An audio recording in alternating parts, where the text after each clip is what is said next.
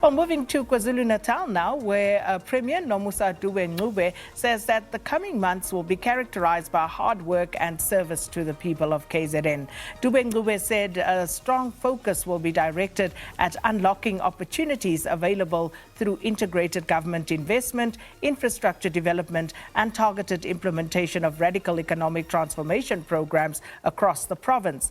KZN has been troubled by misfortunes, including the 2021 July uprising that cost the economy billions of rands. And the province was hit by devastating floods that cost over 400 lives and damage estimated at around 25 billion rand.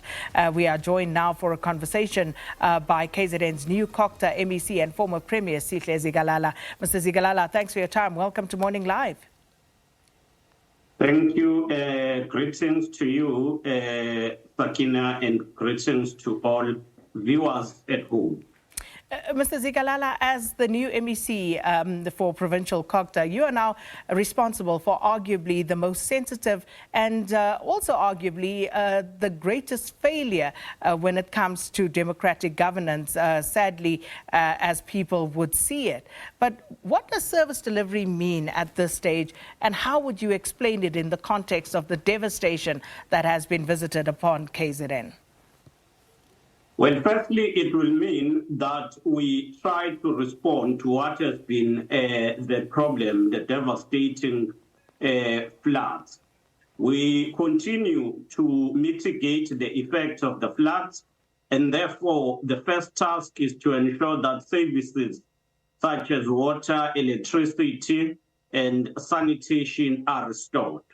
This has been the work that we've been doing since the floods erupted. We are now at a stage where we are left with bulk projects such as Tongat water treatment plants, which we now need to finish so that people will get water in an uninterrupted way.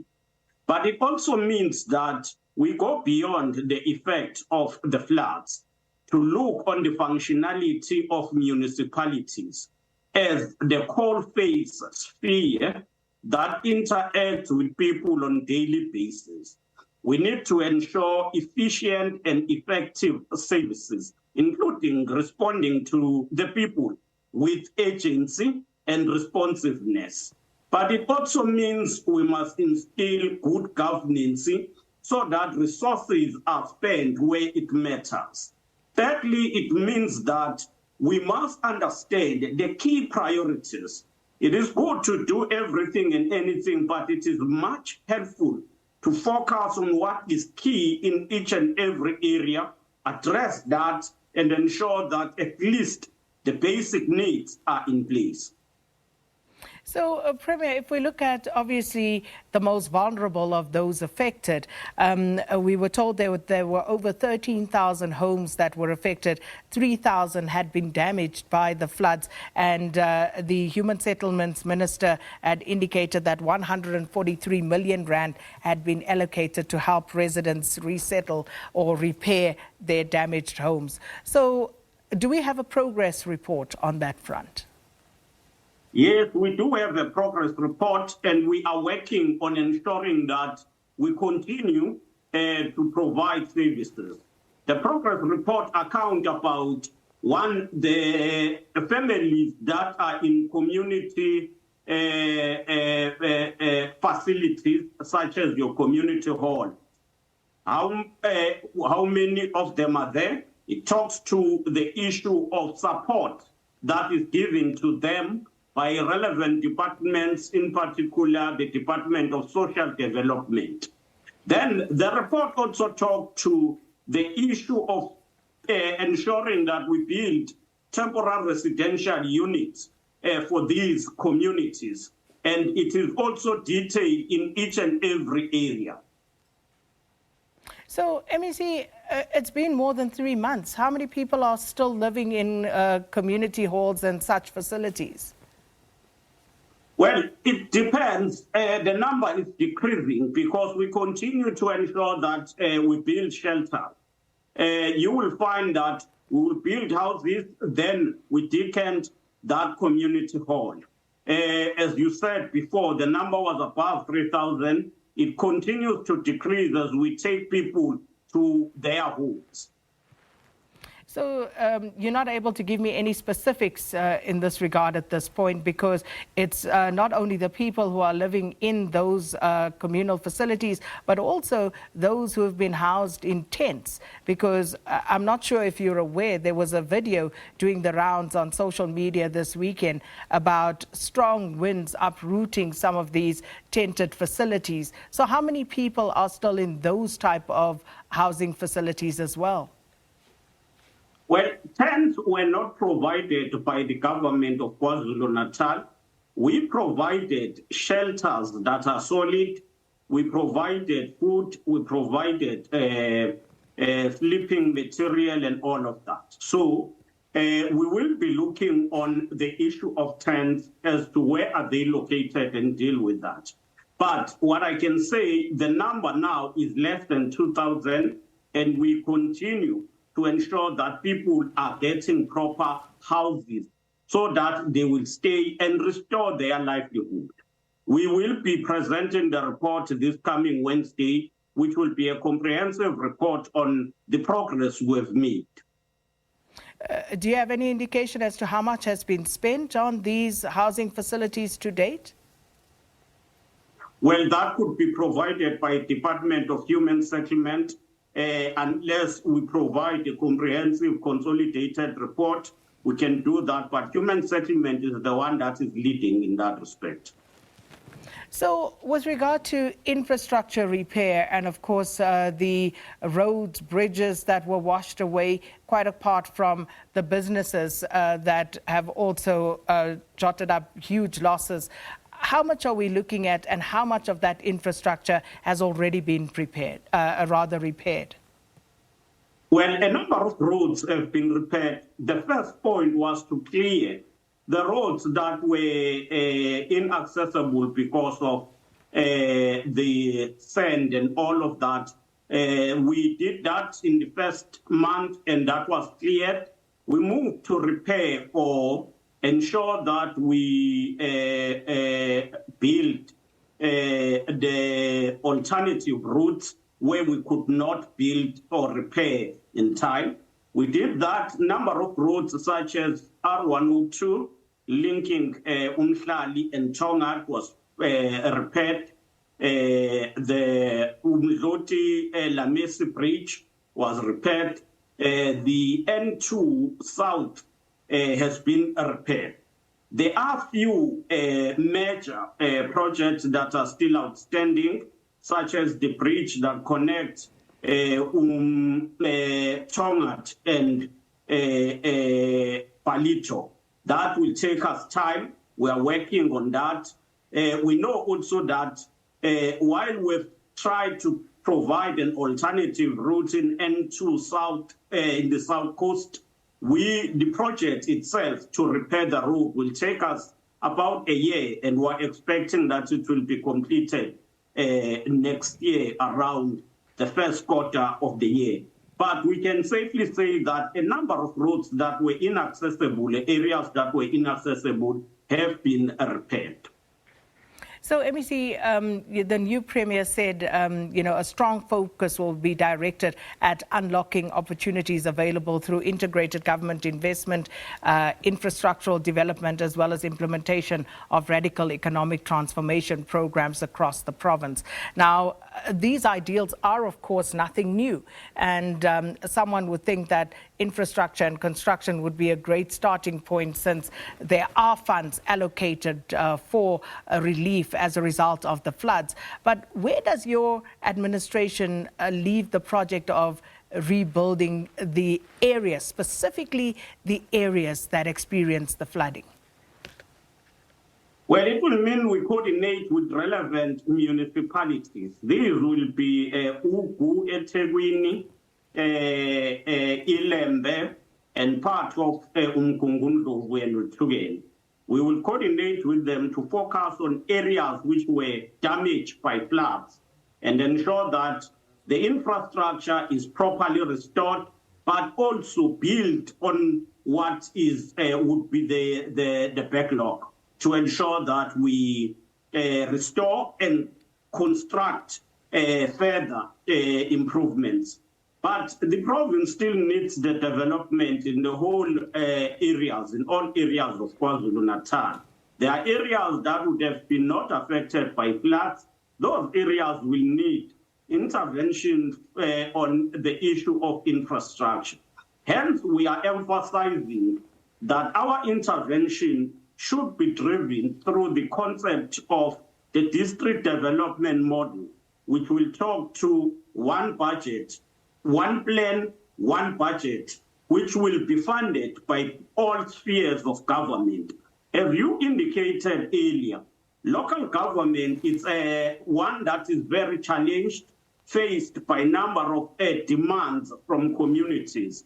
The spheres that is the provincial and the national government might not be closer to the people, but when they come, they must complement what the local government is doing rather than starting new and other projects. We must work with municipalities, complement them, and that's why we talk on one plan, one budget that must be implemented across. Looking at the interplay between politics and delivery at local government level, are you confident that this is going to happen without a hitch? Because with the state of things in municipalities where there are huge service delivery failures, which I'm sure you are aware of, Mr. Zikalala, due to weakened systems, poor governance, corruption, wastage, and of course abuse of public funds, have you summoned or spoken to the COGTA MEC of the province who reported to you while you were still the Premier? And if so, what was the report? Well, we've been dealing with the report. You will know that there are even municipalities where the provincial government had to intervene in terms of Section 139B. We're not encouraging that. We encourage complementary role where we will be supporting municipalities. But you will know that when we took over the provincial government, the state of affairs was not that good. We had only 2 clean audits. This financial year, the concluding financial year, we exited with 7 clean audits. And that is the determination we would want to instill in all our municipalities: good governance, service delivery, and accountability. But are those not just platitudes, Mr. Zikalala? Because people will still remember you yourself having been blamed for abuse of power when you diverted that truck carrying water to your house, which you did later apologize for, but it happened. No. That is how it was reported. Let me correct you. You are wrong if you say one I diverted. The statement we issued together with the Lamesi Association was clear in that I had been assisting in the community for months. And then they requested that I bring water. I request the municipality to bring water.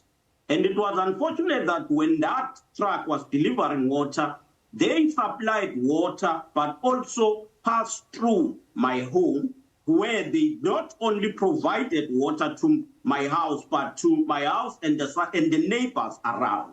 So I think you should firstly put that statement in proper context.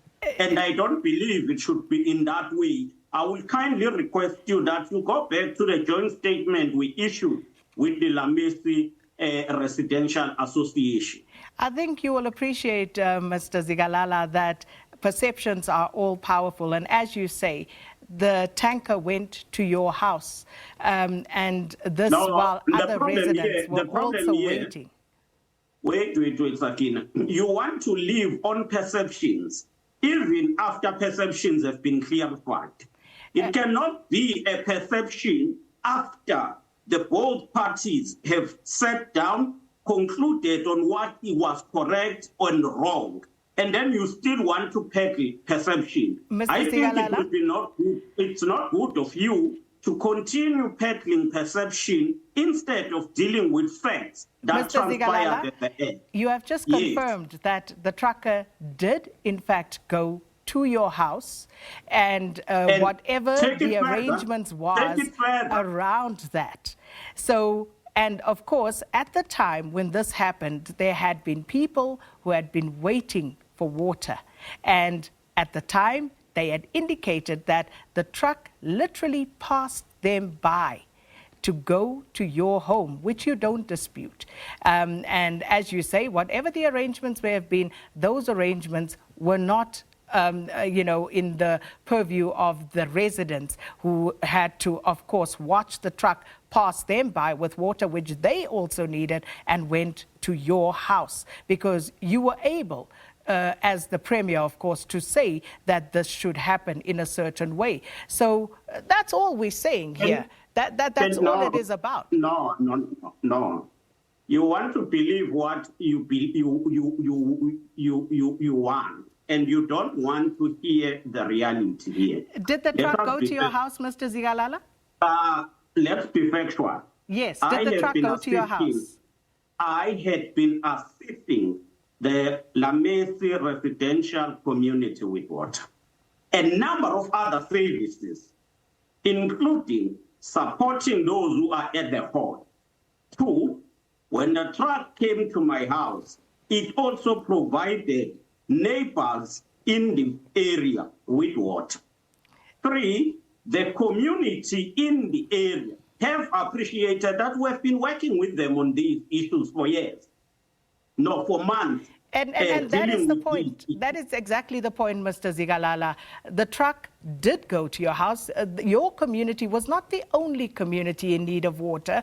And one could even go as far as to argue that those who live in your neighborhood thereby benefited from you living in close proximity to them, because, as you said, the truck came to your house and you were able to help your neighbors, those who lived around you, as now, you had been doing.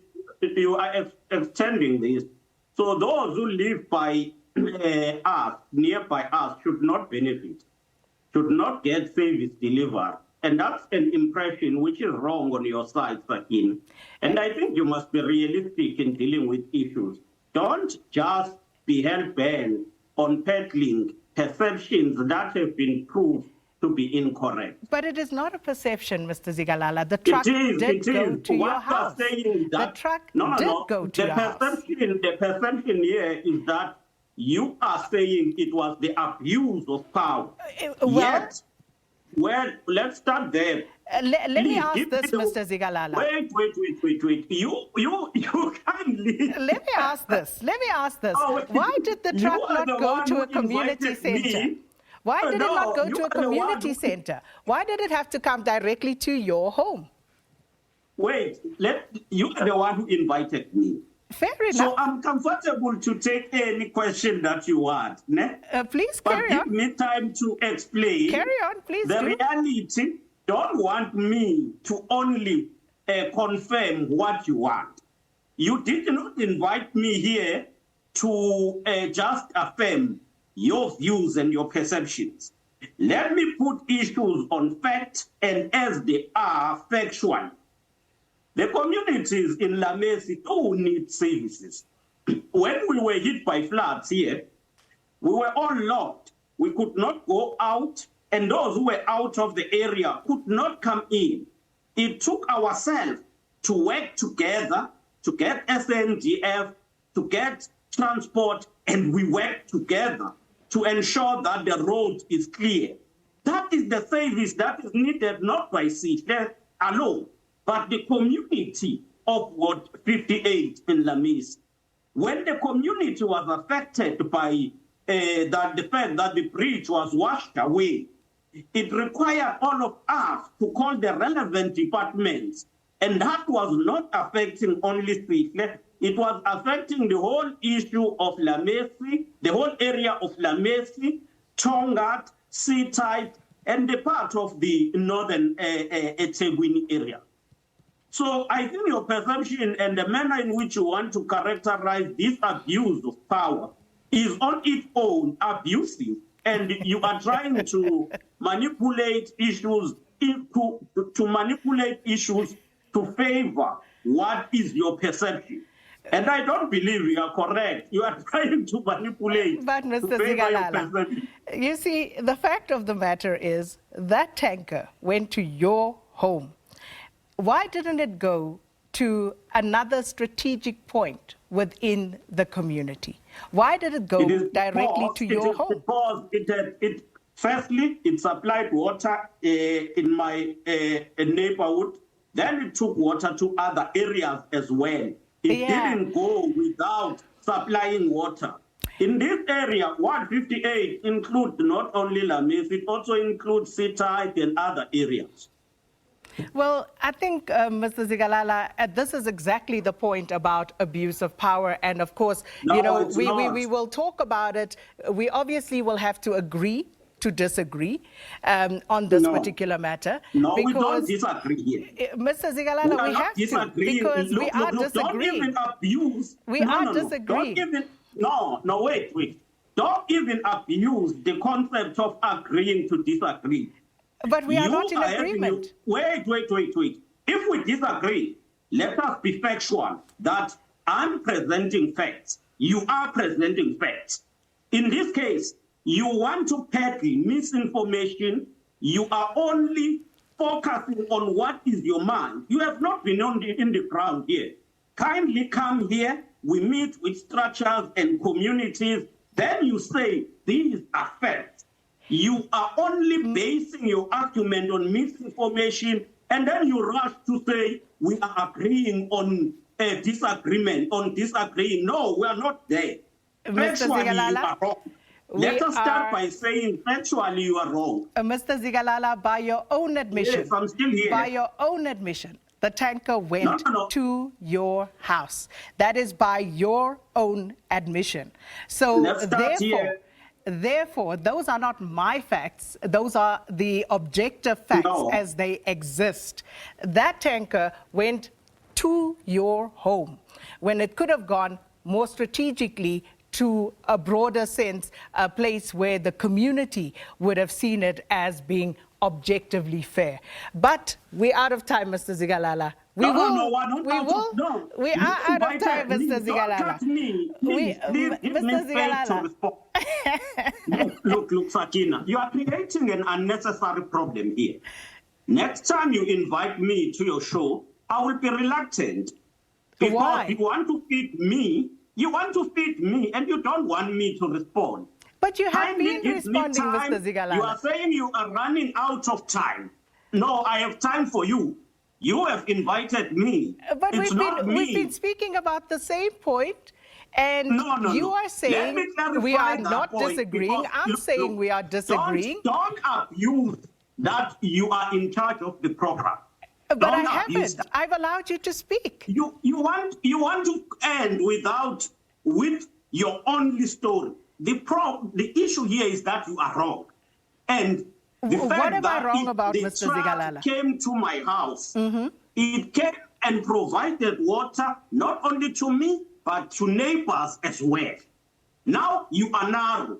But you also don't want to look to the point that I have been assisting the community for months in the area.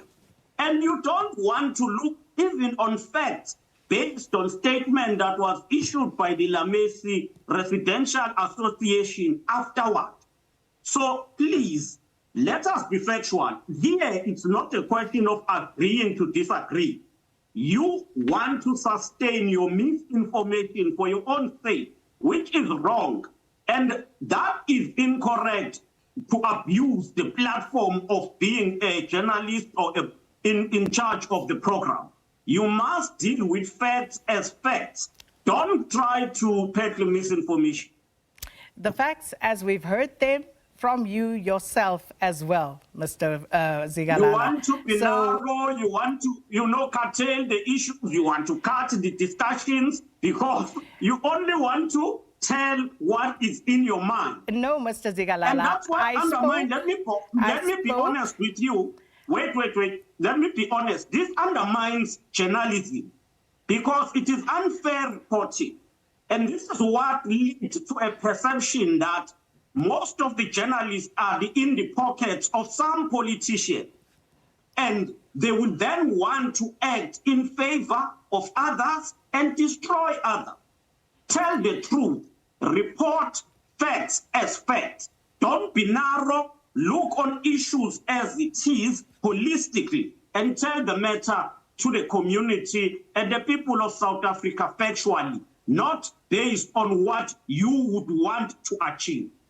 Mr. Zikalala, I have heard you. I put the point across. I spoke about abuse of power. I gave an example. That comes and from we've your spoken narrow about analysis. it. We've spoken about that example. And I mean, if you have any evidence to the suggestions that you are now making, feel free. You are allowed to give it to the SABC. You're free to give it to SANEF, to any authority, to the BCCSA. You are free to take the information that you have and present it at any of these various platforms that would provide recourse for it. Yeah, before we do that, I and you would have studied communication science or journalism. Part of that is ethical reporting. And your integrity must be maintained and preserved. And ethical reporting means you must tell all sides of the story. In this case, you come with facts that with misinformation fitted in your heart and your mind. You are peddling that at the expense of telling the truth as it is. Journalism and journalism. Journalism is about the fact educating the people on facts. You want us to believe incorrect information. You want to sustain it because of your own reasons. And I'm not going to run away from this program because of being provoked by you or because you are insensitive, you want to peddle misinformation. Most of institutions undermine in their integrity because reporters are hell-bent in abusing the platforms to peddle misinformation. It is less about reporting to SABC, to SANEF, or what, but it is more about integrity of journalism and journalists who are on the ground working. And I think your reporting is unfair, misconstrued in this case, to favor a particular perception that you want to sustain. I have even engaged with the Lamesi Association on these issues, and we are clear. Mr. Zikalala, that's where we'll leave it for today. I hope you are happy that you've had a time to speak. I've allowed you, and this is where we are going to leave it for today.